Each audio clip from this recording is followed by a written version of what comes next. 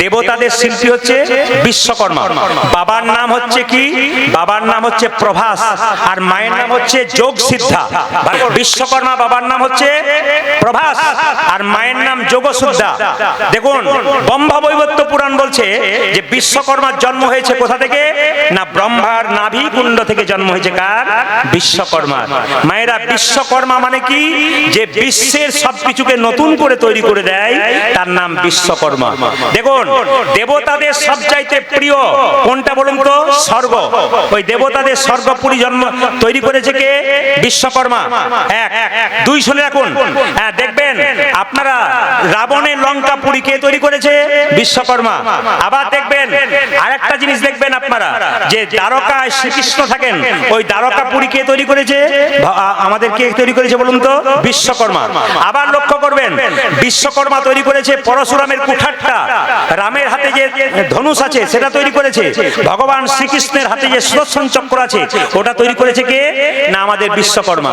বিশ্বকর্মার স্ত্রীকে, ভক্ত প্রহ্লাদের যে মেয়ে, তার নাম বিরোচনা, তার সঙ্গে কিন্তু বিশ্বকর্মার বিয়ে হয়েছে। এগুলো যাদের গাড়ি ঘোড়া আছে তাদের প্রথম শুনতে হবে। এগুলো না জেনে বিশ্বকর্মা পুজো করলাম তা বলে হবে না। যাকে পুজো করব তার সম্পর্কে জানবো। বিশ্বকর্মার স্ত্রীর নাম হচ্ছে বিরোচনা, ভক্ত প্রহ্লাদের কন্যা। বিশ্বকর্মার একটি ছেলে ছিল, তার নাম ময়দানব। ও ছিল ওষুধের শিল্পী, আর বিশ্বকর্মা ছিল দেবতার শিল্পী। আচ্ছা, বিশ্বকর্মা কটা হাত? জোরে বলুন মায়েরা, কটা হাত? চারটে হাত। এক হাতে কি? ছিনি। এক হাতে কি? হাতুড়ি। আর এক হাতে কি? ছিনি, হাতুড়ি আর কুঠার এক হাতে, আর এক হাতে দাঁড়ি পাল্লা। আচ্ছা, এইবার বলুন তো, বিশ্বকর্মার হাতে দাঁড়ি পাল্লা কেন থাকলো? শিক্ষামূলক কথা। বিশ্বকর্মা পুজো দেখতে যাবেন, আপনি পুজো করবেন, জানবেন না বিশ্বকর্মার হাতে দাঁড়ি পাল্লা কেন? বিশ্বকর্মার হাতে দাঁড়ি পাল্লা রেখে জগৎকে শিক্ষা দিচ্ছে আমাদের কাঁটাটা, যেমন কাঁটা দেখবেন দুটো দাঁড়ি পাল্লা সোজা থাকে, একবার কাঁটায় কাঁটায়, ওই কাঁটাটা কোথায় থাকবে? আধ্যাত্মিক বিন্দুর উপরে থাকবে। দুটো দাঁড়ি পাল্লা কি? একদিকে জ্ঞান, একদিকে কর্ম, দুটোই জীবনে সমানভাবে রাখতে হবে। বিশ্বকর্মা দেখালেন জ্ঞানও রাখতে হবে, কর্ম রাখতে হবে। যদি জ্ঞান অর্জন করবেন, কর্ম বন্ধ হয়ে যাবে, খাবার দাবার বন্ধ হয়ে যাবে। কিন্তু যদি আপনি শুধু কর্ম করবেন, জ্ঞান অর্জন করবেন না, তার আধ্যাত্মিক চিন্তা ভাবনা সব শেষ হয়ে যাবে। ওই জন্য জীবনে তিনি বললেন দুটো পাল্লা ঠিক রাখো। কি? একটা হচ্ছে জ্ঞান, একটা হচ্ছে কর্ম। আচ্ছা মায়েরা, কিসের ওপরে বিশ্বকর্মা চেপে থাকে? হাতির ওপরে। প্রথম কলকাতাতে হাতির ওপরে পুজো করেছিল বাহন রেখে হরসিত রায়। এই হরসিত রায় কিন্তু প্রথম পুজো করেছিলেন কলকাতাতে হাতিকে। কত নিয়ম, তত অনিয়ম। আমরা সমাজ যত এগিয়ে যাচ্ছে, ধ্বংসের পথে যাচ্ছি কেন? মুনি ঋষিরা যে নিয়ম করে গেছেন সেগুলোকে ভাঙতে শিখেছি আমরা। তিথি নক্ষত্র অনুযায়ী কোনো কাজ করি না, নিজের ইচ্ছায় করি, তাই ধ্বংস হচ্ছে আমরা। পরবর্তী ক্ষেত্রে আপনাদের কাছে নিবেদন রইল, ছেলে মেয়েকে ভালো করে মানুষ করুন, তাদের বিবেক জাগান, চৈতন্য জাগান, তাদের ধর্মীয় শিক্ষা দিন। তারা কোনো কিছু করবার আগে 5 বার ভাববে এটা আমার করা উচিত কি না। এই কথা কিন্তু আপনাদের বারবার বলে দেওয়া হলো। আমি শুধু আপনাদের শিক্ষা দিয়ে যে একটা সুন্দর শিক্ষা, ছেলেকে এরকম তৈরি করুন। কীরকম? ডাক্তার তৈরি করবেন, ইঞ্জিনিয়ার তৈরি করবেন, শিক্ষিত করবেন, 100% শিক্ষিত করবেন। শিক্ষা ছাড়া কোনো দাম নাই। শিক্ষিত ছেলে করতে হবে, মেয়েকে করতে হবে, উচ্চ শিক্ষায় শিক্ষিত করতে হবে, কিন্তু ছোট থেকে কৃষ্ণ ভক্ত করতে হবে, বিবেক বিবেচনা জানাতে হবে। 3 জন মহিলা, 3 জনেরই 70 বছর করে বয়স, কি 65 বছর বয়স। আগেকার দিনে ইন্দারাতে জল আনতে যেত মায়েরা, জোরে বলুন হ্যাঁ না না। দেখবেন মাথায় করে নিয়ে যেত বড় বড় হাঁড়ি নিয়ে। তো 3টে মেয়ে জল আনতে গেছে, মহিলা, ভদ্র মহিলা, খুব বয়স্ক। তখন 3 জনের মধ্যে একজন বলছে, প্রথম মহিলা বলছে, আমার ছেলে ডাক্তার, জানিস অনেক কষ্ট করে ডাক্তারি পড়েছি, আমার ছেলে খুব ভালো। বলে কোথায় তোর ছেলে? বলে বাড়িতে আছে, এখনই ডাক্তারি করতে যাবে, গাড়ি নিয়ে দেশে গাড়ি নিয়ে আসছে, একটা লাল গাড়ি 4 চাকা, ওইদিকে চলে আসছে। মা আপনার দিব্যি জল তুলছে ইন্দারা থেকে, ছেলে কোনো তোয়াক্কা করলো না, লাল গাড়ি নিয়ে চলে গেল। তোর মা বলছে, ওই দেখ আমার ছেলে চলে গেল, ওইটা ডাক্তার। তখন আরেকটা মেয়ে বলছে, আমার ছেলে ইঞ্জিনিয়ার, ওই দেখ গাড়ি নিয়ে আসছে, হলুদ গাড়ি। ছেলে এলো, ইঞ্জিনিয়ার পেরিয়ে গেল, মা দিব্যি জল তুলছে মাথায়, ও মায়ের দিকে তাকালো না। তখন 3 নম্বর মেয়েটাকে 2 জন বলছে, আচ্ছা তুমি বললে না? বলছে, আমার ছেলে ডাক্তার নয়, ইঞ্জিনিয়ার নয়, ওই দেখো মাঠে চাষ করছে, তাই নাকি? বলে হ্যাঁ। কিছুক্ষণ পরে যখন 3 জনে জলটা নিয়ে যাচ্ছে, তখন সঙ্গে সঙ্গে সেই ছেলেটা ছুটে এসে বলছে, মা এত বয়স হয়ে গেল, তোমাকে বারবার বলছি তুমি জল আনতে আসবে না, কিছু হয়ে যেতে পারে, দেখি দেখি আমাকে দাও, আমাকে দাও, আমি দিয়ে আসি বাড়িতে। মায়ের মাথা থেকে জলটা নিয়ে ছেলে আগে আগে যাচ্ছে। তখন 3 নম্বর মহিলাটা বলছে, আমার ছেলে ডাক্তারও নয়, মাস্টার নয়, এই দেখো আমার ছেলে হলো এইটা। আমি আপনাদের বলতে চাই, ডাক্তার হোক মাস্টার হোক, বিবেকবান হও, বাবা মাকে চিনতে শেখো। যে তুমি বড় হলে বাবা মায়ের রক্ত দিয়ে বড় হলে, যে তুমি বড় হলে বাবা মা শখ আহ্লাদ পূর্ণ করে নাই, তোমাকে সব দিয়ে দিয়েছে, তুমি সেই বাবা মাকে যদি স্মরণ না করলে তুমি যে বাচ্চার জন্ম দেবে তোমাকে ঘরে বসে বসে কাঁদতে হবে। তাই বারবার বললো, আপনি যেমন করবেন আপনি সেরকম পাবেন। ব্যাংকের টাকা জমা দিলে 10 বছর পর ডবল হয়, আপনি কাউকে কষ্ট দেবেন 10 বছর পরে আপনার জীবন ওটা ডবল হয়ে ফিরে আসবে। তাই আপনাদের সামনে নিবেদন রইল, বাবা সন্তানকে ভালো করে তৈরি করুন। যতজন চেয়ারে বসে আছেন, যতজন এখানে বসে আছেন, আমার কীর্তন হচ্ছে এরকম, আমি মানুষকে জীব শিক্ষার দ্বারা কৃষ্ণ ভজনের প্রতীক করতে চাই। আমি হিন্দু সনাতন ধর্মকে বাঁচাতে চাই, আমি মহাপ্রভুর দেওয়া পথকে বাঁচাতে চাই। আমি কোনো ধর্মকে ছোট করতে চাই না, সব ধর্মকে ভালোবাসতে চাই। আমি কোনো মানুষকে ছোট নয়, সবাইকে ভালোবাসতে চাই। আমি ক্ষুদ্র হতে চাই, আপনাদের বড় করতে চাই। আমার গুরুজি আমাকে তাই শিখিয়েছেন, ক্ষুদ্র হবি বড় হবি না। এতদিন ধরে আমি কীর্তন করছি, প্রত্যেকটি আসরে, যেখানে আমি ত্রিপুরা গিয়েছিলাম, আসাম, কোচবিহার, জলপাইগুড়ি, জায়গা দিতে পারছে না, নো এন্ট্রি হয়ে যাচ্ছে রাস্তাতে, এত ভক্তের ভিড়। তাহলে কি আমার ভেতরে এই অহংকার দেখা উচিত যে প্রদীপবাবুকে দেখতে এসছে বলেই? তা নয়। আমি যখন যাই তখন আমার বাড়ির আরাধ্য দেবী মা মনসা আছেন, আমার মা মনসার মন্দিরে আমার জেঠিমা একটা প্রদীপ দিয়েছিল পিতলের, সেই থেকে বলেছিল যদি ছেলে হয় তাহলে প্রদীপ নাম রাখবো। আমি হলাম আস্তে আস্তে বড়, কলেজে পড়াশোনা করলাম, বাবা বললো উকালতি পড়তে হবে। আমি উকালতি পড়বার জন্য ধানবাদে গেলাম, কাগজগুলো 2 নম্বরই হয়ে গেল, টাকাও নিয়ে নিল, বাড়ি ফিরে এলাম। বর্ধমান থেকে ইংরেজিতে, বর্ধমান থেকে MA করলাম 7 জন বন্ধু মিলে, 6 জন এখন চাকরি করছে, মাস্টার ইঞ্জিনিয়ার হয়ে বসে আছে, আমি কিন্তু হইনি। তারা আমাকে ফোন করে ঠাট্টা করে বলেছিল, দেখ আমরা সরকারি চাকরি নিলাম, তুই কি করলি? আমি তাদেরকে সেদিন বললাম, তোরা তো সরকারের চাকর হলি, আর আমি এমন একজনের চাকর হলাম যাই জন্য এত এত সাধুগুরু বৈষ্ণবীর চলো।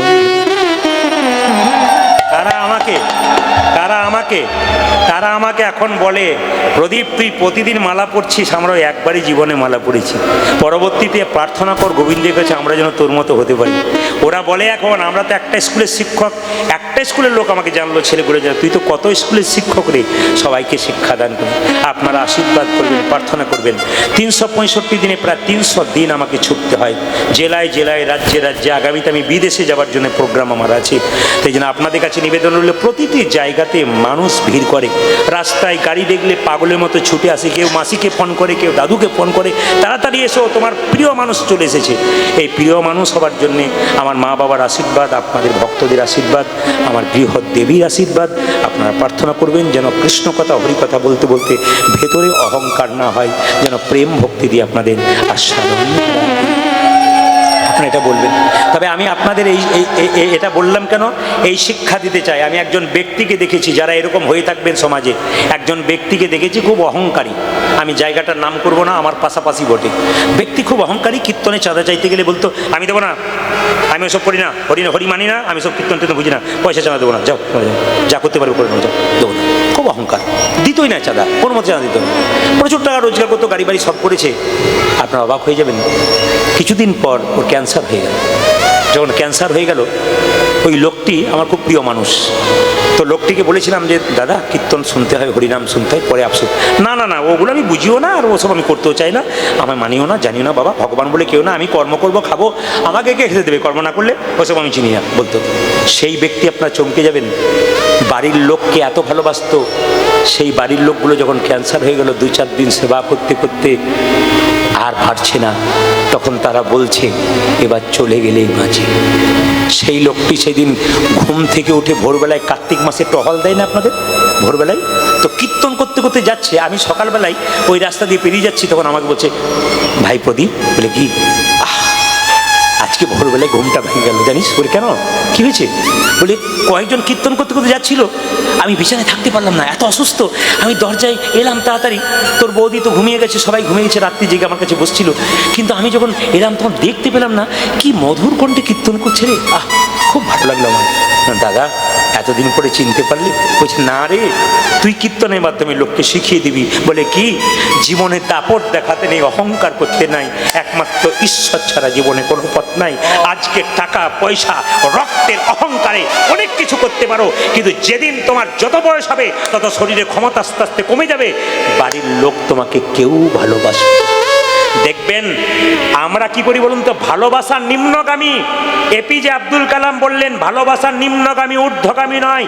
আমি আমার ছেলেকে ভালোবাসবো, তার ছেলে তাকে, তার ছেলে তাকে, তার ছেলে তাকে, ঊর্ধ্বগামী নয়।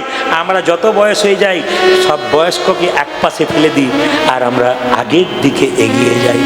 আপনার ছেলে ছোট, কোলে করে নিয়ে যাচ্ছে রাস্তা দিয়ে, তখন বলছে বাবা ওটা কি? ঘোড়া। বাবা ওটা কি? ওটা ছাগল রে। বাবা ওটা কি? পাখি। বাবা ওটা কি? ওটা টিয়া পাখি। ওটা কি রে? ওটা কি বাবা? ওটা একটা গাছ রে। কি ফুল ওটা? ওটা গাঁদা ফুল। বাবা হাজার কাজে ব্যস্ত, তবু ছেলে বারবার প্রশ্ন করছে, উত্তর দিচ্ছে। বাবার যখন বয়স হয়ে গেলো, ঘরে বসে আছে, বয়স হয়ে গেছে তো, ছেলের বন্ধুরা এসেছে, তখন জিজ্ঞেস করছে খোকা কে এলো রে? চুপ করে দাও, খালি কে এলো কে এলো, তোমার কি তাতে? চুপচাপ বসো, খাও দাও, থাকো। তুই যখন ছোট ছিলি হাজার প্রশ্ন করেছিলি, তখন উত্তর দিয়েছিলাম। আজকে একটি প্রশ্ন করলাম যে তোর বাড়িতে কে এসেছিলি আমাদের বাড়িতে, তুই আমায় বকছিস? একটা প্রশ্নের উত্তর, একটা উত্তর দিতে হলে আমার বন্ধুরা এসেছে। জীবন আমাদের এরকম দাঁড়াবে বাবা। একবারে মনুষ্যত্ব বিবেক যাদের আছে তারা জেনে নিন, জীবনকে পরিবর্তন করতে শিখুন, জীবন সুন্দর। আস্তে আস্তে আপনার আমার বাবার মতো প্রণাম রইল। কেন বলুন তো, আমার বাবা 81 বছর বয়সে 3 বছর আগে চলে গেছেন। হসপিটালে ডাক্তার ছিলেন, উনি বললেন কীর্তন খুব একটা বুঝি না, কিন্তু এইটা বুঝি, কীর্তন করতে গেলে বাবা বাচ্চা ছেলে ওষুধ খায় না, তখন চিনি মিশিয়ে দিও তেত ওষুধের সঙ্গে। কীর্তন করবি, তত্ত্বের মাধ্যমে বাস্তব ঢোকাবি, দেখবি মানুষ শুনবে। বাবার আশীর্বাদে আমার কীর্তনে প্রথম শ্রোতা আমার বাবা, আমার মা। বাবা খুব শিক্ষিত মানুষ ছিলেন, মা খুব সরল ছিলেন। কোনো গল্প বলবার আগে দুজনকে শোনাতাম। বাবা খুব সুন্দর শুনতে রাখাই, বলে এই দেখ ভাষার ভুল করে ফেললি, ঠিক হলো না, আবার ঠিক কর, এটা বলে। বাবা বারবার ধাক্কা দিত। আর মাকে বলতাম মা তুমি বুঝতে পেরেছো? বলে গোটাটাই বুঝলাম। বললাম তুমি যদি বুঝেছো তাহলে বাকি কেউ থাকবে না, সব বুঝে যাবে আর কি। তখন বুঝলাম যে শ্রোতা সব রকম থাকে, সবাইকে দিতে হয়। কীর্তন যদি জীব শিক্ষা হয়, জায়গাগুলো শুনে নেবেন। পৃথিবীতে মায়ের মতো আপন কেউ হয় না। যার বাড়িতে মা নাই তার পৃথিবীতে আপন বলতে কেউ নাই। যার বাড়িতে বৃদ্ধ বাবা নাই তার আপন বলতে কেউ নাই। বাবা হলো বাড়ির ছাদ আর মা হলো খুঁটি। এই দুটো যেদিন চলে যাবে সেদিন দেখবে সংসারটা টলছে। আপনাদের কাছে নিবেদন রইল, এই কীর্তনের আসরে বহু বৃদ্ধ বাবার আমার এসেছেন, এদের যত্ন করুন। ভগবান বললেন আমার চরণে তুলসী পত্র দিবি, আমায় ভক্তি করবি, আশীর্বাদটা পাবি কোথায়? আগে বাবা মায়ের চরণে দিবি। ভগবান নিজের মুখে বললেন 3 রকমের গুরু আছে। প্রথম গুরু পিতামাতা, যার থেকে জন্ম পেলি সে যদি কেঁদে কেঁদে বেড়ায় আর তুই যদি কৃষ্ণ বলে কাঁদিস, তোর কোনো লাভ। কেউ মা কাঁদাবেন না, কেউ বাবা কাঁদাবেন না। বয়স হয়ে গেলে বৃদ্ধ বৃদ্ধাদের একটু জেদ হয়, ছোট বাচ্চার মতো। এই জায়গাটা বুঝতে শিখে নিতে হবে। বয়স যখন হয়ে যায় না, বয়স্ক মানুষ 80 বছর হয়ে গেল কি 75 বছর, জেদ হয়ে যায় ছোট ছেলের মতো। আপনার ছেলে যদি মাকে বারবার বকাবকি করে ঢিল ছুড়ে দেয়, মা ছেলেকে মারে, আবার তো আদর করে নেয়। রেগে যাবেন, তার উপর দুটো কথা বলবেন, ভাতের থালাটা মুখ থেকে কেড়ে নেবেন না। সবার কাছে নিবেদন আছে, অনেক মেয়েরা বলে যাও তোমাকে আজ থেকে খেতে দেবো না, বলবেন না। যার আশ্রয় থেকে আপনি স্বামীকে পেয়েছেন ওনাদের জন্য দুটো কথা বললো মেনে নেবেন। বয়স হয়েছে, চলে যাবে কোন দিন, সেদিন কাঁদবেন। মেয়েরা দেখবেন বাপের বাড়ি যায় না, কখন থেকে বলুন তো? যখন থেকে তার বাবা মা মারা যায়। অনেক মেয়েকে জিজ্ঞেস করেছি, দিদি তুমি বাপের বাড়ি যাবে না? চোখের জল মুছে বলে যার কাছে যাব আদর পাবো, ভালোবাসা পাবো, সেই মানুষটাই তো না। বহু মেয়েরা দেখবেন বিয়ের পর আর বাপের বাড়ি যায় না, যদি বাবা মা মারা যায়। বাবা মা মারা যাবার পর অনেকে বাপের বাড়ি যায় না, তারা বলে যে ভালোবাসার মানুষ সে চলে গেছে, আর আমার যে কি লাভ আছে। ইনি হলেন বাবা, ইনি হলেন মা। মায়ের মতো আপন কেউ হয় না, মায়ের মতো আপন কেউ হয় না। যার মা কাঁদে তার জগৎ কাঁদে। জরে মা কান্দি তার জগতে কাঁদে। ছেলে যদি রাত্রি 12টা পর্যন্ত বাইরে থাকে, বাড়ির সবাই ঘুমিয়ে পড়ে, কিন্তু গর্ভধারিণী মা দরজায় বসে থাকে। খোকা কখন আসবে বলে, খোকা কখন আসবে। কীর্তন কেমন জিনিস দেখুন, ওটা আসরটার দিকে তাকান তো, স্থির হয়ে গেছে, একবার ঠান্ডা। কীর্তন কেমন জিনিস, একবার ওটা আসর স্থির, পিন্ট অফ সাইলেন্ট হয়েছে, কোনো চিৎকার নেই, কোনো শব্দ নেই, কেউ কারো সঙ্গে কোনো কথা নেই। আসলে ভোজবাড়িতে গেলে প্রথমে লেবু দেয়, লঙ্কা দেয়, লবণ দেয়, চিৎকার হয়, আমার পাতা ফোটো, সব কিছু। ডাল ভাত দিলে যখন শুরু হয়ে যায় আস্বাদন, তখন চুপ হয়ে যায়। আপনাদের মেয়েদের পেটে বাচ্চা থাকলে অনুকূল ঠাকুর বলেছেন কয়েকটা নিয়ম পালন করবেন, খুব মন দিয়ে শুনবেন। কি প্রথম নিয়মটা কি? মেয়েদের পেটে বাচ্চা থাকলে পরমময় অনুকূল ঠাকুর বললেন মন্দিরে গিয়ে প্রণাম করবে, ভগবানের কাছে প্রার্থনা করবে ছেলে হোক আর মেয়ে হোক যেন কৃষ্ণ ভক্ত হয়। 2, একটু গীতা পড়বে, তুলসী মন্দিরে জল দেবে, পরিক্রমা করবে। এগুলো করো। মহাপুরুষের ছবি দেখো। মনোবিজ্ঞানীরা বলছেন যদি কোনো মায়ের পেটে বাচ্চা থাকে, সে যদি বারবার মহাপুরুষের ছবি দেখে, প্রণাম করে, তাহলে তার ভাবটা কিছুটা ছেলের মধ্যে বর্তায়। এগুলো আজকে আমরা শিখি না, আমরা যা খুশি তাই করি, সেই জন্য তো হয়েছে। এখন তো তরশু তারিখে যেখানে গান করছিলাম, একটা মেয়ে এসেছে জিন্সের প্যান্ট করে, তার শ্বশুরমশাইকে প্রণাম করছে পায়ে নয়, হাঁটুটাতে। আমি জিজ্ঞেস করলাম পায়ে তো প্রণাম করতে হবে, যে জিন্সের প্যান্ট পরেছি যদি ফেটে যায়, ওই জন্যে শ্বশুরমশাইকে হাঁটুতে করলাম। কোন জায়গায় চলে গেছে। এখন তো আপনাদের তো সব ভালো আছে, আমাদের ওদিকে সব বিউটি পার্লারে যায়। ওরে বাবারে, U cut, V cut, W cut, C cut, গোষ্ঠীর পিন্ডি কাট। বাচ্চা জন্ম নিলে মুখে কি দিন, জোরে বলুন? মধু। আচ্ছা মায়েরা, আপনাদের বিশ্বাস আছে মধু দিলে মিষ্টি কথা বলে? না, ভুল কথা। বাচ্চা জন্ম নিয়ে মুখে মধু দেন কেন? যারা এখানে শিক্ষিত ব্যক্তি আছেন, ডাক্তারি লাইনে আছেন, অনেক ডাক্তারবাবু কাছে অনেক ছেলেরা থাকে, একটু শিখে নিন মায়েরা। বাচ্চা জন্ম নিলে কান্নাকাটি না করলে ডাক্তারবাবু থাপ্পড় মেরে মেরে কান্না করায় কেন? যে বাচ্চা জন্ম নিয়ে কান্না করে না, সে সুস্থ বাচ্চা নয়। এখন প্রশ্ন হচ্ছে, বাচ্চা জন্ম নেবার পরে কান্নাকাটি করে মায়ের দুগ্ধ পান করতে পারে না, তখন বাড়ির লোক কী করে? একটু মধু দিয়ে দেয় কেন? যাতে কান্নাটা বন্ধ হয়ে যায়, এই জন্য মধু দেওয়া হয়। মধু দেবার নিয়ম হচ্ছে, আপনার ছেলের একবার সত্যিকারে কৃষ্ণ ভক্ত হবে। গভীর গৃহসূত্রকার বলে একটা বই আছে, এই বইতে কিন্তু হিন্দু ধর্ম কি এবং কেন, এই প্রশ্ন বইটা যদি আপনারা কেউ পড়েন, হ্যাঁ, লোকনাথ কবিরাজের লেখা হিন্দু ধর্ম কি এবং কেন বইটা যদি পড়েন, লোকনাথ কবিরাজের লেখা, ওতে পরিষ্কার করে লেখা আছে যে একটা বাচ্চা ছেলে জন্ম নেবার পর কখন মধু দেওয়া উচিত, যেগুলো আমরা করি না, জানি না কখন দেওয়া উচিত। 21 দিন পর আপনি মানে আতুর ঘর থেকে গেলেন, স্নান করিয়ে মুখে একটু মধু দিয়ে ভগবানকে প্রার্থনা করবেন, প্রভু আমার ছেলে যেন কৃষ্ণ ভক্ত হয়, আনন্দপূর্ণ হয়, এটা বলতে হবে। কিংবা যেদিন অন্নপ্রাশন, মুখে অন্ন দেবার আগে, পরমান্ন দেবার আগে একটু মধু দিয়ে ভগবানকে প্রার্থনা করবেন। এই দুটো কাজ কিন্তু আপনাদের আছে, কিন্তু আমরা তা করি না। সবাই দেখেন জল আছে, জল দিয়ে যেন মুকুন্দ সরকারকে চোখে মুখে দিয়েছে, জ্ঞান ফিরে গেছে। নবাব জিজ্ঞেস করলো, কি ব্যাপার, তুমি আমার দিকে তাকালে আর তুমি অজ্ঞান হয়ে গেলে? মুকুন্দ মনে মনে ভাবছে, তুমি তো মুসলমান, আমি তো হিন্দু, তুমি কৃষ্ণ অনুরাগের কথা কেমন করে জানবে? আসলে তোমার ময়ূরের পালকের দিকে কৃষ্ণ দেখতে পেয়ে আমি অজ্ঞান হয়ে গেছিলাম। আমি জীবনে কাউকে মিথ্যা কথা বলিনি, আজ একটা নবাব, আসলে তা নয়, আমি অজ্ঞান হয়ে গেলাম কেন জানো? আমি সবার চিকিৎসা করি, আমার একটা রোগ আছে। কি রোগ আছে? মৃগীর ব্যারাম আছে। মৃগীর ব্যারাম? বলে হ্যাঁ। মুকুন্দকে নবাব বলে উঠলো, শোনো, তোমার হয়তো জানা নেই, এই রাজ্যে কেউ মিথ্যা কথা বললে তার জিভটা আমি ছেড়ে দিই, তবে শুনে রাখো। বলে কি? বাবাজি মহারাজ এখানে বসে আছেন, উনি কিন্তু মানে কীর্তন হওয়ার আগে বলছিলেন কে কীর্তন করবে, আপনারা আসুন। বয়স হয়েছে 78 বছর, কিন্তু বলছিলেন, খুব ভালো লাগছিল। উনি বলেন আমি ভিলেনের অভিনয় করেছি, খলনায়ক নাকি বলছেন, যাত্রাতে করেছি। আর এরা আমাকে জানে, আমি যতদিন গ্রামে যাত্রা করেছি ততদিন কিন্তু ভিলেনের নায়ক মানে অভিনয় করেছি। এই ভিলেনের অভিনয় করার জন্য গলার ভলিউমটা কিন্তু ওই রকমই হয়ে গেছে। এই জন্য একটু একটু করে আপনি অনুভব করবেন। তুমি হয়তো জানো না, আমার রাজ্যে একটা নিয়ম আছে, এখানে কেউ যদি মিথ্যে কথা বলে তবে তার জিভটাকে আমি ছিঁড়ে দেব। মুকুন্দ সরকার বলে উঠল, নবাব আমার কি অপরাধ হলো? হ্যাঁ, সত্যি যদি তোমার মৃগী রোগ থাকবে, তুমি যখন অজ্ঞান হয়ে গেছিলে তোমার চোখ থেকে জল পড়ছিল কেন? সত্যি যদি তোমার মৃগী রোগ থাকবে, তুমি যখন অজ্ঞান হয়ে গেছিলে কৃষ্ণ বলে কাঁদছিলে কেন? মুকুন্দ বলে উঠল, প্রভু আমার অপরাধ হয়ে গেছে। অপরাধ? হ্যাঁ। মুকুন্দকে নবাব বলে উঠল, অপরাধ তোমার হয়নি, আমার হয়েছে। কেন?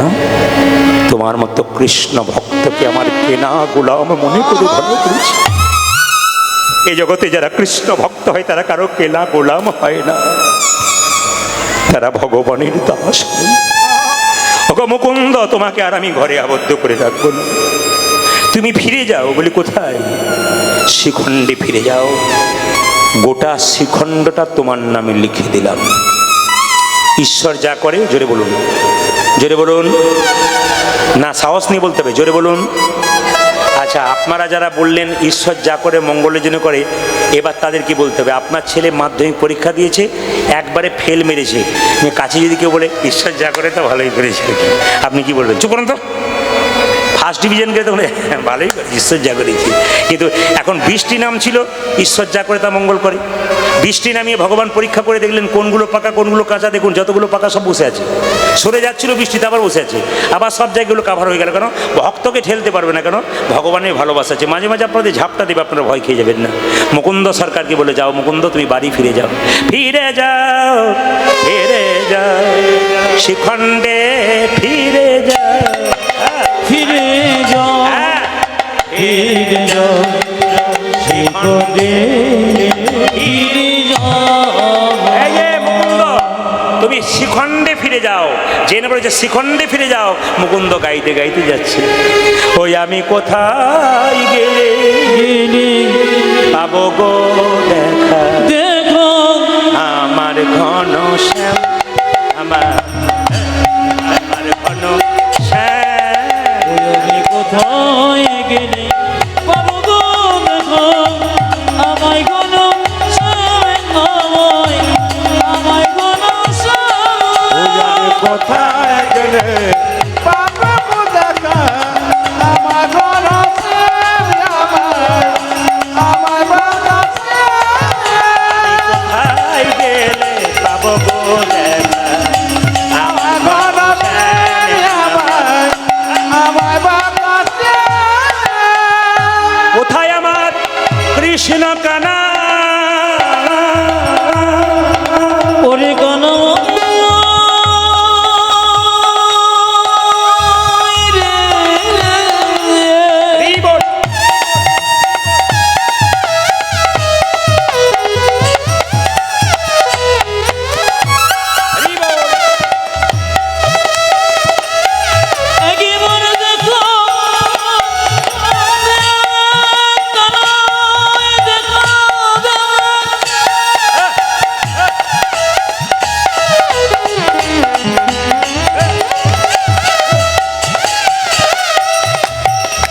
ওরে কনময় রে,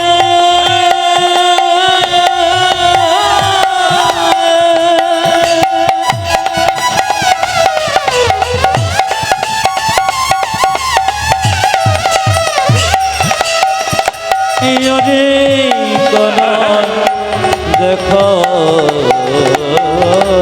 রে,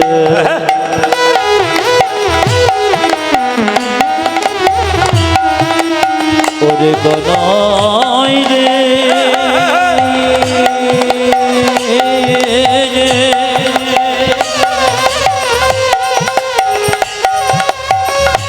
আগে মজা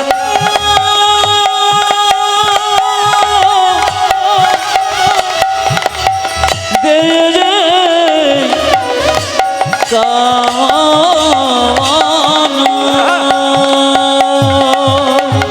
কোথায় আমাকে চিন,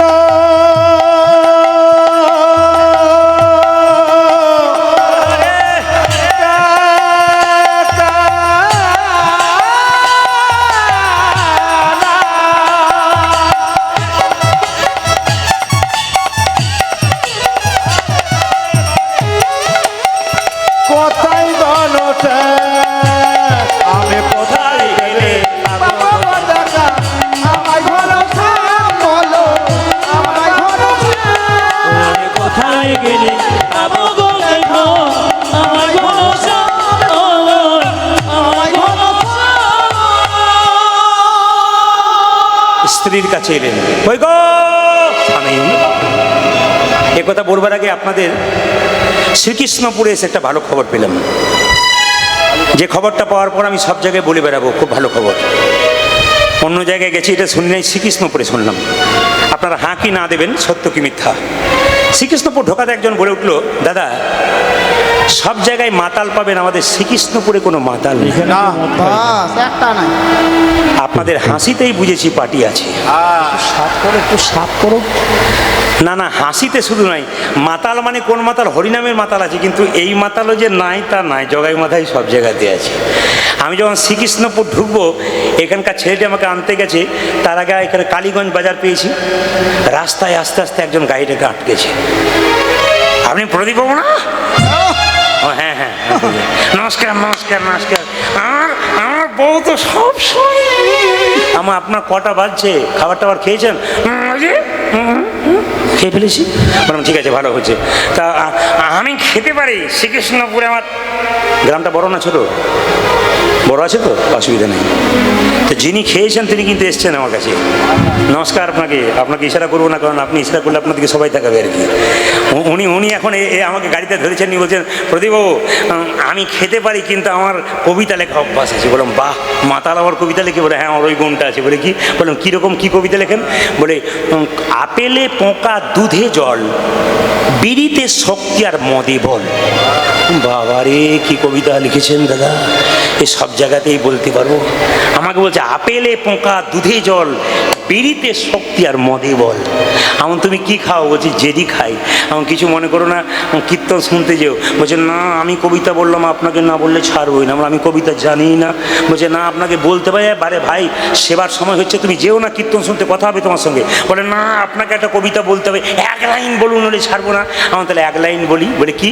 খাবে জেডি, ফুলবে বডি, শ্মশান তোমার জন্য রেডি। ও বললো আর যাবো না, কিন্তু এসেছে। কিন্তু ওকে দেখে আমার মনে পড়ে গেল, আপনি ঠিক, উনি আবার কি হাসি গো, জানি তো। ভালো থাকুন, ভালো থাকুন, কোনো অসুবিধা নেই। খুব হাসছেন খিলখিল করে, মানে ওনার নাম করে দিয়েছি। নাম আমি জানি না, তবে প্রণাম রইল আপনাকে। জোরে বলুন, রাধা রানী কি, শ্যাম সুন্দর কি, না জয়টা জোরে বলুন, রাধা রানী কি, বা শ্যাম সুন্দর কি, মদন মোহন কি। স্ত্রীকে বললো, কই গো ঘরণী, স্বামী এ কি আমার হলো গো, স্বামী এ কি আমার হলো গো, আমার সর্বাঙ্গ যেন জ্বলে যায়, আমার সর্বাঙ্গ যেন জ্বলে ওই বাত নেই, ওই বাত কোনো কথা নয়।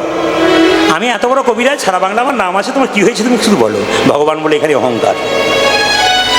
দেখবো অনেক অহংকার করে, আমার গাড়ি আছে, আমার বাড়ি আছে। আমি একটা কথা বলবো, কিসের অহংকার করছেন? আপনি কি জন্ম পেয়েছেন? না, আপনার মা দিয়েছে। যে অহংকার করে আমি খুব বড় হয়ে গেছি, আপনাকে বলবো, আপনি কি জন্ম পেয়েছেন? আপনার মা আপনাকে জন্ম দিয়েছে। আপনি যখন জন্ম পেলেন, আপনার নামটা আপনি নিজে রেখেছেন, বাড়ির লোকে বা কেউ রেখেছে আপনার নামটা। আপনি যখন পড়াশোনা করলেন, নিজে পড়লেন, একজন মাস্টারমশাই আপনাকে পরিচিত হবেন, আপনি পড়েছেন। আপনি চাকরি পেলেন, নিজে পেলেন, একজন দিয়েছে। তারপর শ্মশান ঘাটে যখন যাবেন, তখন নিজে যাবেন না, অন্য জনে নিয়ে যাবে। সবই যদি অন্যের হয়, তবে আপনার বলতে কি আছে? কিসের অহংকার করছেন? কোনো অহংকার নেই। যদি কারো হয়তো অভিমান থাকে, অহংকার থাকে, ত্যাগ করুন, জীবনে সুন্দর হতে পারবেন, ভালো মানুষ হতে পারবেন। আপনি নিজে অহংকার দেখাচ্ছেন, আপনার অহংকার কে দেখে? সবার এখন সব কিছু আছে, আপনার অহংকার কেউ দেখবে না। তো আপনি নিজেকে মনে করেন যে আমি অহংকারী, তা নয়, অহংকার নয়। মুকুন্দ সরকার মহাপ্রভু আশীর্বাদ পেয়ে কী করলো? অহংকার হয়ে গেল, চিৎকার করে বলে উঠলো, আমি তোমার কি হয়েছে দেখি দেখি, কি হয়েছে তোমার? স্বামী, যেদিন থেকে তুমি চলে গেছো, আমার জিভটা কেমন জ্বালা করে, হাত পাগুলো জ্বালা করে, আঙ্গুলগুলো বেঁকে যায়, হাতগুলো বারবার জ্বালা করছে, বমি বমি ভাব, চলতে পারি না, মাথাটা ঘুরে যায়। দেখি তোমার জিভ দেখি, দেখি তোমার চোখ দেখি, হাত দেখি, একই দেখি তোমার পায়ের তল দেখি। সব কিছু দেখলো, চিৎকার করে বললে, কি আমি সারা বাংলা চিকিৎসা করছি, আমার স্ত্রীর চিকিৎসা হতে পারলাম না। সঙ্গে সঙ্গে মহাপ্রভু মন্দিরে ছুটে গিয়ে বললো, প্রভু বলে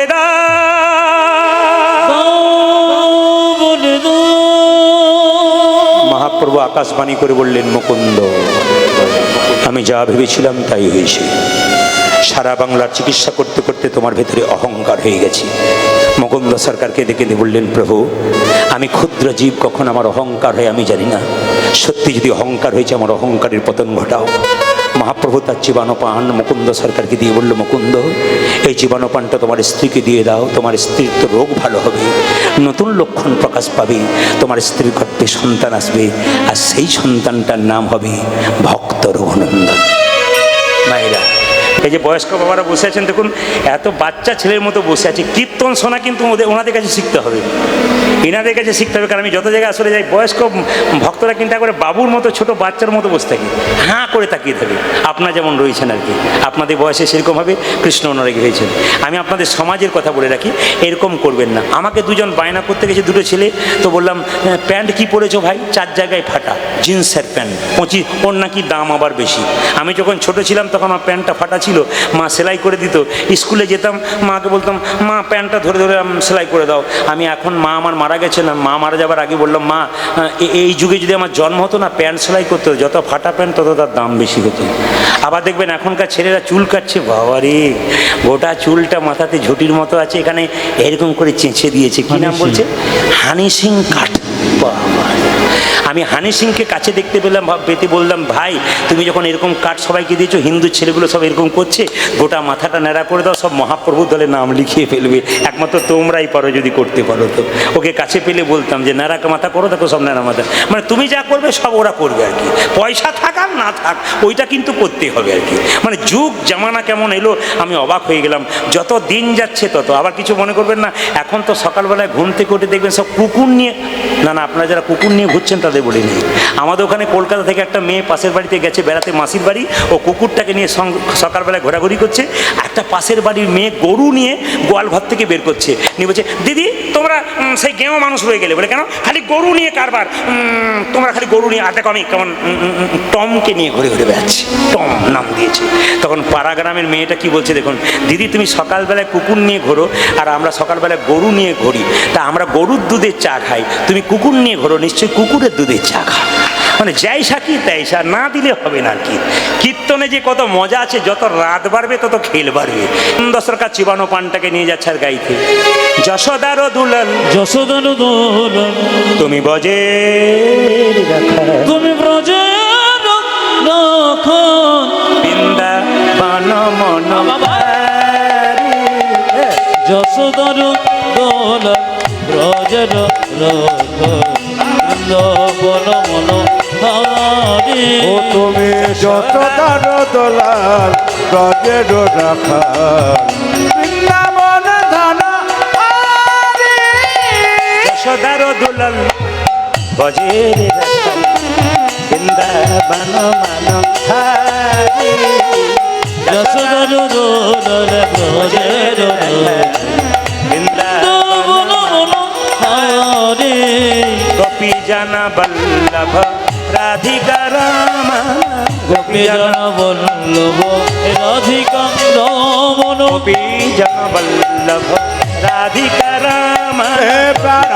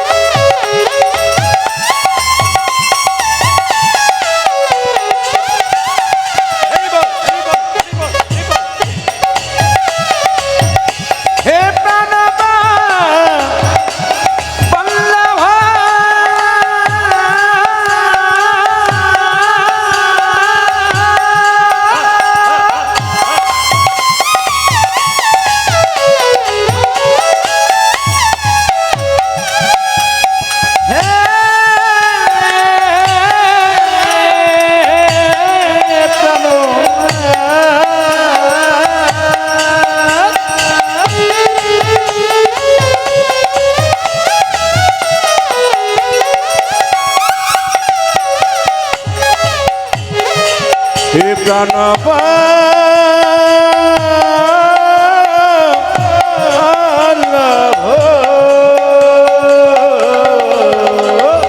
গোপী জন বল্লভ রাধিকা রমন, জন বল্লভ রাধিকা রাম। তুমি গোপী জন বল্লভ রাধিকা রমন, চিত্তবিত মনোহারি, বৃন্দাবন মনোহারি। উলুধ্বনি। যশোদার বৃন্দাবন ও তুমি যত দান দোলাল রজে রাখা বৃন্দাবন ধানা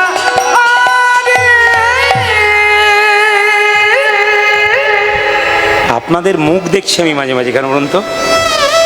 মেদিনীপুরে গান করতে গেলে মায়েরা আসরে বসলে দেখবেন পান টান খায়, পান খেতে ভালোবাসে। আপনারা বাড়িতে অনেকে পান খান, কিন্তু পান খাওয়া খারাপ নয়। মহাপ্রভু সন্ন্যাসের আগে পর্যন্ত পান খেয়েছিল, সন্ন্যাসে পরে আর পান খায় না। পানের জন্ম হচ্ছে অমৃত থেকে। অমৃত যখন উঠেছিল তখন দেবতা দিতে দিতে একটু পড়ে গেছে, ওর থেকে অমৃত থেকে পান গাছের জন্ম। এই জন্য পান কিন্তু হজমে সাহায্য করে, পান গাছ খুব ভালো। কিন্তু যত মশলা মেশাবেন দাঁত তত সুন্দর দেখতে হবে আর কি। দেখেন একবার নিয়ে কি হয় আর কি। তো সবাই তাকান মায়েরা, এখন পান কিন্তু একটা কাজে লাগে, পুজোতে লাগে। আর কোথায় বলুন তো? বিয়ের সময় দেখবেন মেয়েটা যখন মানে স্বামী যখন ছেলে যখন বিয়ে করতে যায়, বাবা রে, তখন দেখবেন এরকম করে নিয়ে যায়। বাবা কিছু মনে করবেন না, বিয়ের সময় পান ঢাকা দেওয়া হয়, আপনারা নিশ্চয়ই নিয়েছিলেন। আচ্ছা, পান কেন ঢাকা দেওয়া হয়? কত যদি দান বলতে তোমাকে কেন ডাকবো? হ্যাঁ, আচ্ছা, পান ঢাকা দেওয়া হয় কেন বলুন তো? পানটি হচ্ছে যোগ মায়া।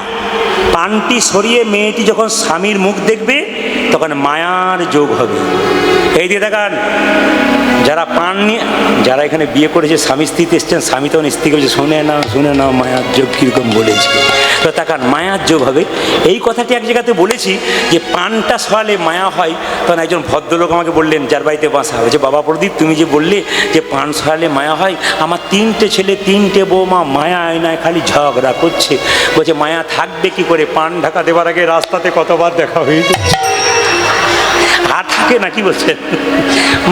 মায়া থাকবে কত? সব তো হইগোল হয়ে গেছে আর কি। এখন আর কোনো অসুবিধা, বিয়ে থাকার কোনো ব্যাপার নাই। এখন তো দেখবেন, আগে দেখবেন কি লাগতো, ঘটক লাগতো, এখন ঘটক নাই, হ্যালো আর গেল। না কি বলছেন? সকালবেলায় হ্যালো, বিকেলবেলায় গেল, আর তারপর দিন সকালবেলায় নিতাই গৌর হরিবোল হয়ে গেল। মানে তুমি একদিকে, আমার দিবস হয়ে গেল। মুকুন্দ সরকারের স্ত্রী চিবানো পানটা খেলো, তার গর্ভে সন্তান এলো, আর সেই সন্তানটা জন্ম নিল সরস্বতী পুজোর দিনে। সবাই মাথায় কাপড় নিন, মুকুন্দ সরকারের ছেলে রঘুনন্দন জন্ম নিচ্ছে। কিভাবে? হেন কালে জন্মিল শির ঘুনন্দন, কালে জনমিল কালে জন্মিল শির ঘুনন্দন, জন্ম নিল ভক্তের জন্ম হলে উলুধ্বনি দিতে হয়, ভক্তের জন্ম হলে। বাহ!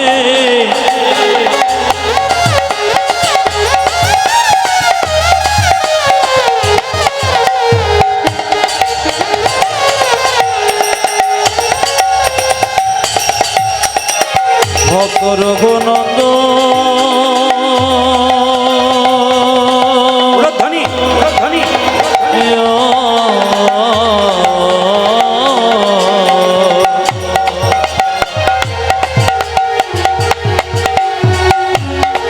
জলে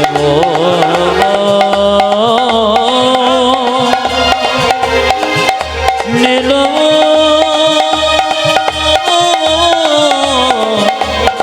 নীল জন্ম নিল রে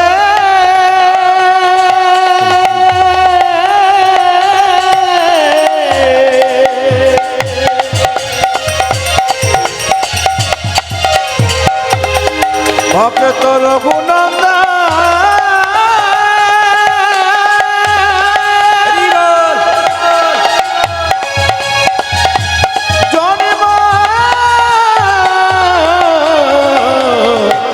জন্ম নিল রে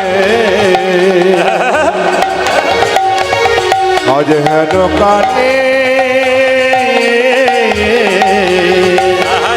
জন্ম নিল কানে জন্ম নিল শ্রী রঘুনন্দ, যে মুকুন্দ দাসেরই তাহা আনন্দিত মন, মুকুন্দ দাসের তহ জনন্দিত মন, মুকুন্দ দাসেরই তাহা আনন্দিত মন। মুকুন্দ দাসের তাহাই আনন্দিত মন। তুমি তো দিব্যি সরস্বতী পুজো করছো, খবর রেখেছো? তোমার একটা ছেলে হয়েছে সরস্বতী পুজোর দিনে। আনন্দ ধরে না, আনন্দ ধরে না, আনন্দ ধরে না, আনন্দ ধরে না, মুকুন্দ দাসের মনে আনন্দ ধরে না, মুকুন্দ দাসের মনে আনন্দ ধরে না, মুকুন্দ দাস দাসের মনে পুত্রের বদন হেরে মুকুন্দ দাসের মনে পুত্রের বদন হেরে মুকুন্দ দাসের মনে পুত্রবদন হে মুকুন্দ দাসের মনে পুত্রবদন হে আজ মুকুন্দ দাসের মনে পুত্রবদন হে আনন্দ ধরে না মুকুন্দ দাসের আজ জনদে তোমার মুকুন্দ দাসের আদি আনন্দিত জোরে বলুন। এখন সরস্বতী পুজোর দিন সব দোকান বন্ধ হয়ে গেছে, মধু কেনার পয়সা থাকলো মধু কেনা হচ্ছে না। একজন বললো, শোনো মুকুন্দ, মধু নাইবার হইলো, দোকান থেকে কেনা মধু দিও না, এক কাজ করো, দুই কানে শোনাইল মধুর হরিনাম, আজ তুই কনে শোনা দিল মধু হরি দুই কানে শোনাইল মধুর হরিনাম, আজ তুই কানে শোনাইল মধুর হরিনাম হরিনামে শোনালো, মধুর হরি নামে শোনালো হরিনামে শোনালো, হরিনামে শোনালো সংসারের কথা শোনার আগে হরিনামে শোনালো, সংসারের কথা শোনার আগে হরি নামে শোনালো সংসারের কথা শোনার আগে নাম গানে যাহা হলো, সংসারের কথা শোনার আগে নামময় দেহ হলো সংসারের কথা শোনার আগে নামময় দেহ হলো সংসারের কথা শোনার আগে নামময় দেহ হলো সংসারের কথা শোনার আগে নামময় দেহ হলো হরিনামে শোনালো আজ দুই কানে শোনা এলো মধুর হরি নাম দুই কানে শোনাইল। মধুর হরিনাম। যখনই হরিনাম শোনালো, সরস্বতী পুজোর দিনে জন্ম হয়েছে, কিছু মনে করবেন না, মা সরস্বতী পুজোর দিনে কোনো ছেলে মেয়ে জন্ম নিলে আমরা কি বলি? মা ইঞ্জিনিয়ার হোক, ডাক্তার হোক, মাস্টার হোক, বলি কিনা?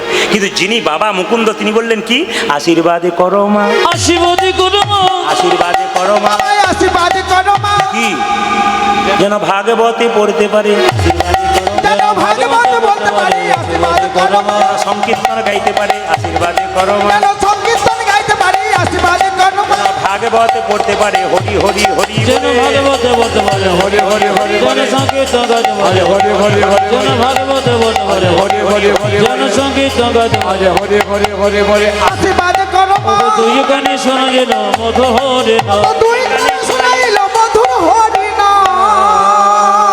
বেশ, মাথায় রাখলাম, ছেলে জন্ম নিল, তার নাম রঘুনন্দন। পূর্বজন্মে তিনি কে?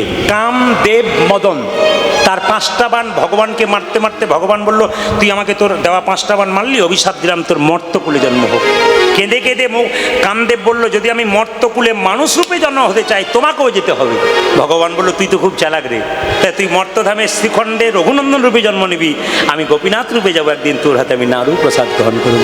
পদকর্তা বর্ণনা করলেন, ওগো ব্রজের অনঙ্গ ধরিয়া জঙ্গ, প্রতি জয় নঙ্গ হরি জঙ্গ ব্রজের অনঙ্গ ধরিয়া আরে ব্রজের জনগ ধরিয়া জঙ্গ গৌরে আওল গৌর সঙ্গ, আমার গৌরে এমন গৌর সঙ্গ গৌরে আওল গৌর সঙ্গ, উজ্জাজ গৌরী আমল গৌর সঙ্গ ভগতি ভূষণ ভকতবে, ভকতে ভূষণ ভকতবে ভগতি ভূষণ ভকতবে, ভকতি ভূষণ ভকত লীলায় মহিলা আপনবে, বলিলাই মহিলা যাপনাবে সোনার নূপুর রাতুল পায়, সোনার নপুর রাতুল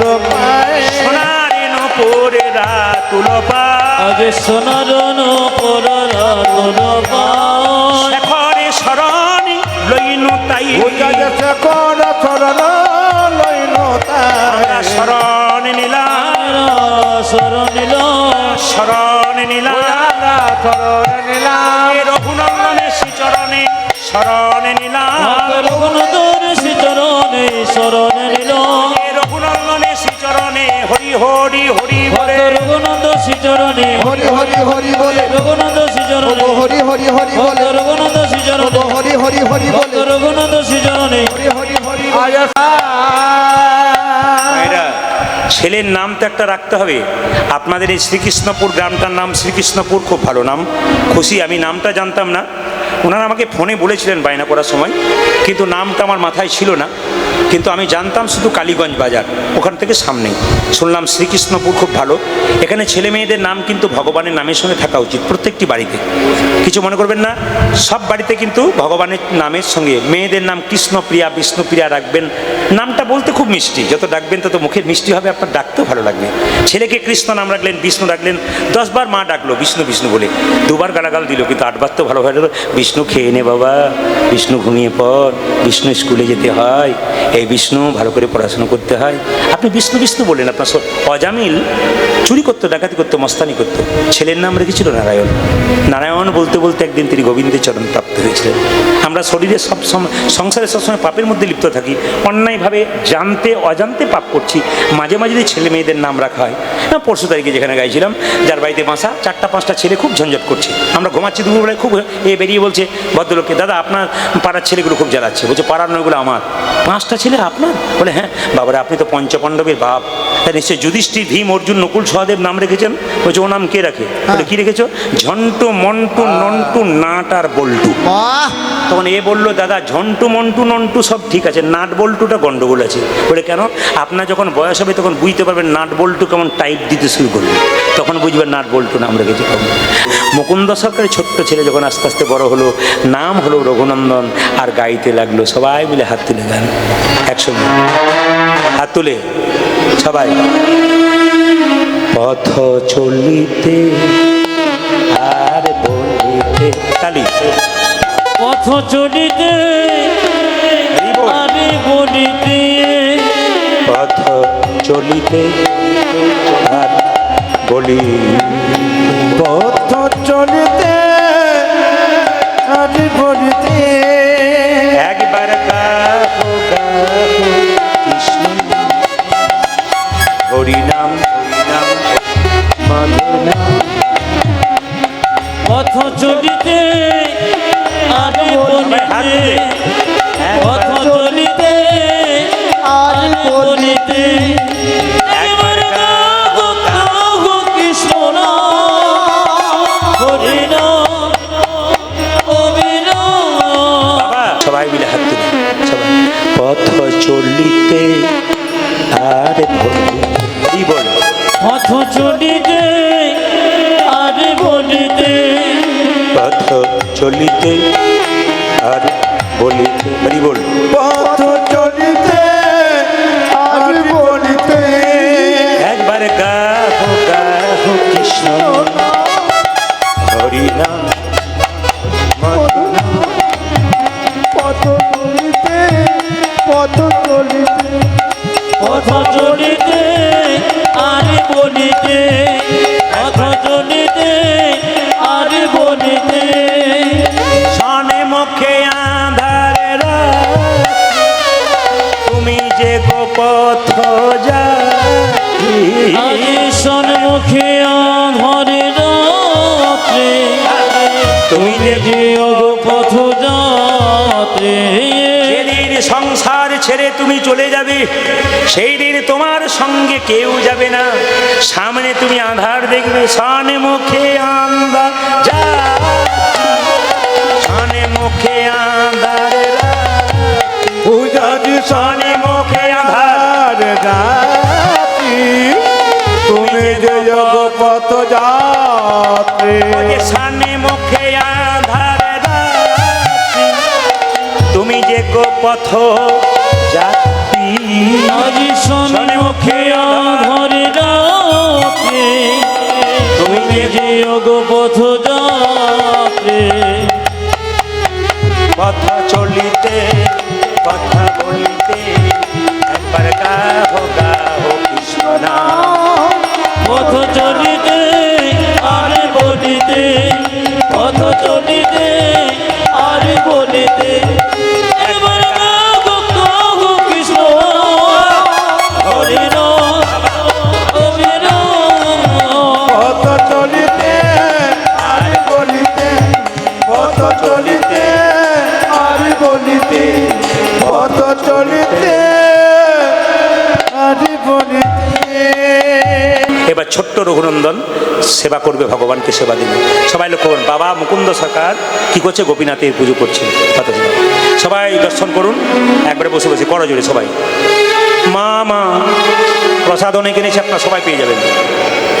মামা অন্তর মন্দিরে, বাবা মুকুন্দ সরকার গাইছে আর ছেলে বসে বসে দেখছে। মামা অন্তর মন্দিরে, মন্দিরে জাগো জাগো। জগো। আপনাদের এখানে সবাইকে ভালো লেগেছে? তার আগে একজন ভালো লাগার মানুষ আমার আছে, তিনি মাইকম্যান। ধন্যবাদ জানালাম রামকৃষ্ণ মাইক, কালীগঞ্জ বাজার, নদিয়া। তার সঙ্গে ধন্যবাদ জানালাম, ভালো গাড়ি থাকলে হবে না, ভালো ড্রাইভার চাই কিন্তু। নতুন গাড়ি দিলাম, ড্রাইভার কাছে উল্টে দেবে, পাকার ড্রাইভার কিন্তু। দারুণ মাইক চালাচ্ছে, ধন্যবাদ জানালাম, আশীর্বাদ করলাম আরও ভালো হোক তোমার। দারুণ ধন্যবাদ তোমাকে। এই এলাকায় যদি আমি কোনোদিন আসি, আমি আসলেই বলে গেলাম এই ছেলেকেই চাই আর এই মাইকেই চাই। যদি কোনোদিন আমি আবার সুযোগ দিতে পারি আপনাদেরকে, এইটাই কিন্তু চাই। সবাই মিলে মামা অন্তর মন্দিরে জাগো জাগো, মদন কৃষ্ণ গোপাল গোপাল, মদন কৃষ্ণ অন্তর মন্দির জাগো জাগো, মদন কৃষ্ণ গোপাল গোপাল, মদন কৃষ্ণ গোপাল। অন্তর মন্দিরে জাগো জাগো, মদন কৃষ্ণ গোপাল গোপাল, মদন কৃষ্ণ গোপাল। মামা অন্তর মন্দিরে জাগো জাগো, মদন কৃষ্ণ গোপাল গোপাল, মদন কৃষ্ণ গোপাল। লোয়ে রাধা রামে এসব রাজা, লোয়ে রাধা ভাবে এসব ব্রজ ধামে, লোয়ে রাধা রামে এসব রাজা ধামে।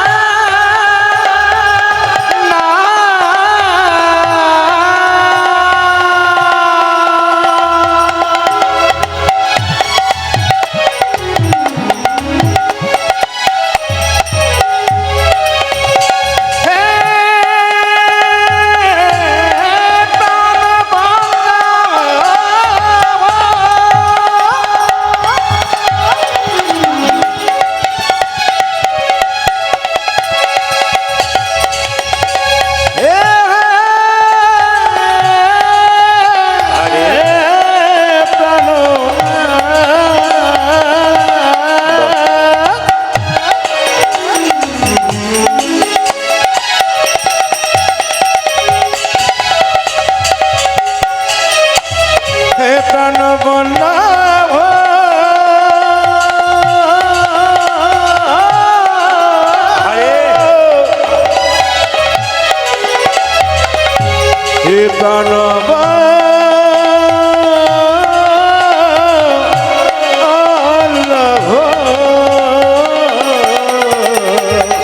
লোয়ে রাধা বামে এসব রাজা ধামে, লোয়ে রাধা রামে এসব ব্রজ ধামে, এসো এসো গিরিধারিলা, মদন কৃষ্ণ গোপাল। মম অন্তর মন্দিরে জাগো জাগো, মদন কৃষ্ণ গোপাল গোপাল, মদন কৃষ্ণ গোপাল গোপাল। মদন কৃষ্ণ গোপাল গোপাল, মদন কৃষ্ণ গোপাল। কবিরাজ কবিরাজ কে? এই জায়গাটি সবাই মন দিয়ে শুনবেন।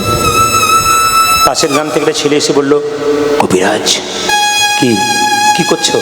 গোপীনাথের পায়ে তুলসী পত্র দিয়েছি, একটা পায়ে দেবো, দিতে হবে না। কেন কেন রে?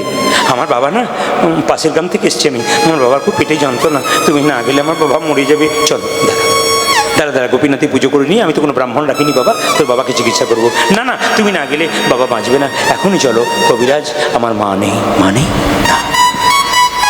কোথায় গেছে রে? ভক্তমণ্ডলী, ভক্তিমতী মায়েরা,